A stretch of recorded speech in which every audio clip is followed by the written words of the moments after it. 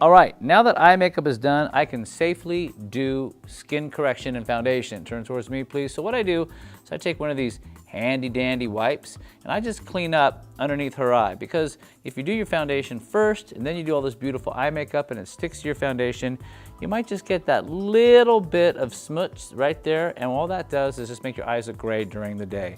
So I would always suggest do your eyes first. So what I'm going to do on Farrah's skin first is I'm going to use a little bit of a primer on her skin. And the kind of primer, there's different types of primers, but I'm just going to use a clear kind of a silicone, dimethicone based primer just to make her skin look nice and smooth. Notice I'm using a brush and I'm using gentle strokes from the center of the face outward. You're going to hear me say that a lot as you watch my videos with foundation, always brushing from the center of the face outward. You want to make sure that light is reflecting on your face evenly, and how you do that is you direct the way the light bounces off your skin. If I do nice clean strokes, light's going to bounce off you in a clean stroke. If you don't use clean strokes, meaning if you go like this or you smudge it on with your finger, light's going to fracture when it hits you and you're not going to get that beautiful bounce. See the bounce that's happening on her skin just with the primer. How cool is that?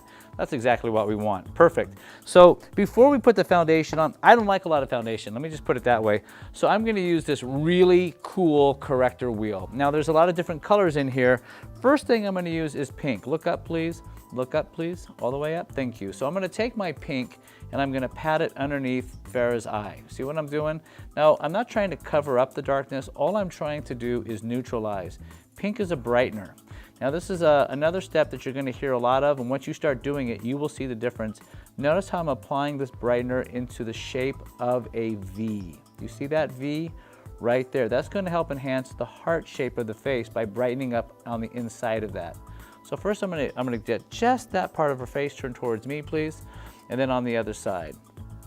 Take your brush. Now you also notice that I am patting the product onto my brush, and I'm patting it onto the skin as opposed to brushing it. This is a real tender area. So if you can be more gentle and press it on, you're better off. Also, the idea is that you want to build makeup up away from the skin. You don't want to put a bunch of makeup on your skin and try to wipe it down. You just lose the effect.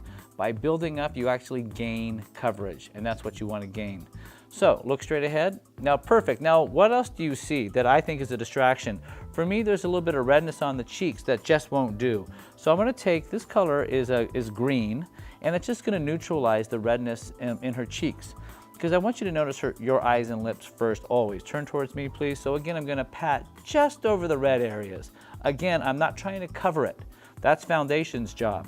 All I'm trying to do now is neutralize it. That means during the day, this is not going to break through red. And now also tip of the nose, just turn back to the front. I'm going to just pat very gently, because you notice her nose has a lot of coloring right through here.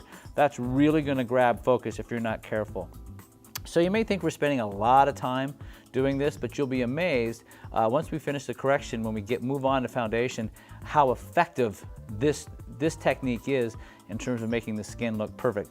Now other things that happen on our face is what I call a natural shadow. See that darkness happening on her chin? Lift your chin way up, way up. Keep going up. See how it disappears? Now come back down. See how that shadow falls?